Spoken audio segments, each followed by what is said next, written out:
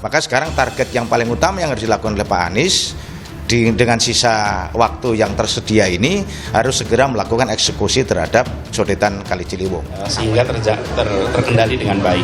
Jadi ke depan kita selalu siaga, semua petugas kita bersiap dan kita berharap seluruh masyarakat juga mengantisipasi. Terima kasih. Pak, ketinggian banjir di lingkungan ini mencapai berapa sih, Pak? Kemarin di saat hujan besar itu bisa mencapai 60 cm di wilayah RT 8, RT 10, dan RT 3 dan juga di lingkungan RT 11 dan 12. Apa yang dilakukan? Sampai hari ini belum ada action apa-apa. Kaitan dengan 13 aliran sungai kan Pak Anies belum menyentuh. Selama kepemimpinan Pak Anies 2 tahun ini, 2 tahun lebih ini, memang belum menyentuh 13 aliran sungai yang notabene itu menjadi kewenangan pemerintah pusat. Maka langkah yang paling utama harus dilakukan adalah bagaimana Pak Anies segera melakukan koordinasi dengan pemerintah pusat. Banjir kota yang masih buruk sehingga banyak mengenangi jalanan. Kedua adalah perlunya pembenahan sungai di mana masih ada beberapa kali yang meluap, dan yang ketiga adalah penataan kawasan pesisir terhadap antisipasi banjir rob. Dan ini terjadi karena memang Pak Gubernur Anies Baswedan tidak mengerjakan pekerjaan rumahnya untuk menuntaskan banjir. Karena curah hujan yang ekstrim, tadi saya sampaikan di atas 150 itu ekstrim dan kita sampai mengalami di atas 240.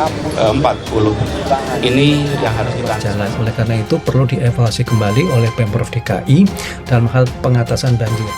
Kenapa saya bilang itu? Twitter Mas Anies menyatakan bahwa penanganan banjir sejak dan tuntas kan merujuk pada apa yang terjadi kemarin.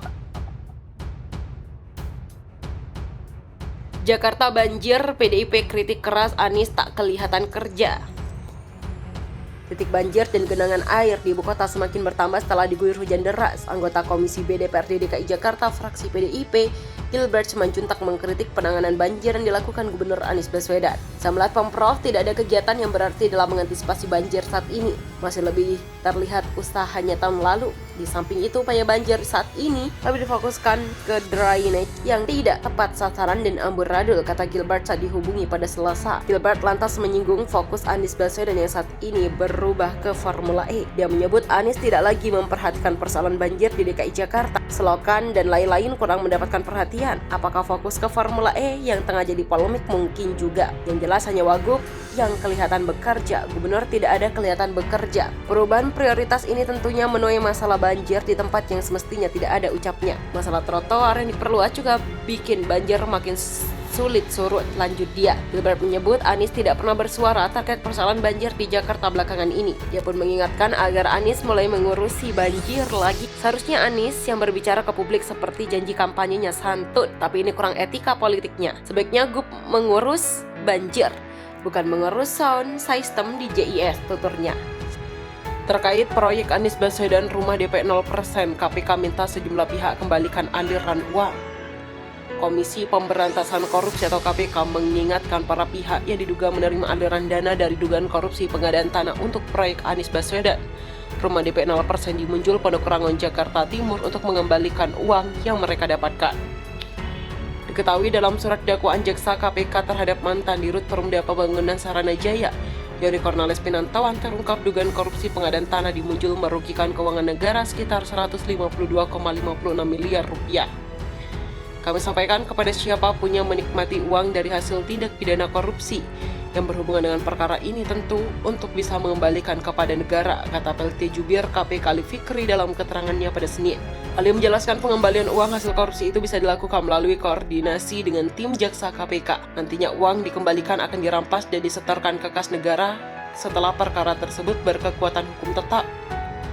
Nanti kalau kemudian perkara ini sudah mempunyai kekuatan hukum tetap, pasti akan dilakukan perampasan yang disetorkan kepada kas negara, katanya. Ali menyebut salah seorang saksi perkara ini, yakni seorang notaris bernama Yoris Kaladi Anggraini, telah berkomunikasi dengan tim jaksa untuk mengembalikan uang yang diterimanya.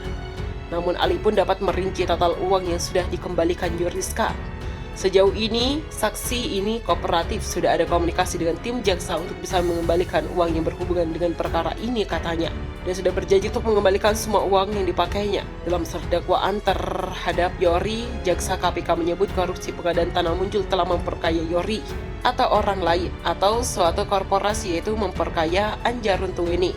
dan Rudi Hartono Iskandar selaku pemilik korporasi PT Adana Pro Petindo sebesar 152,56 miliar rupiah.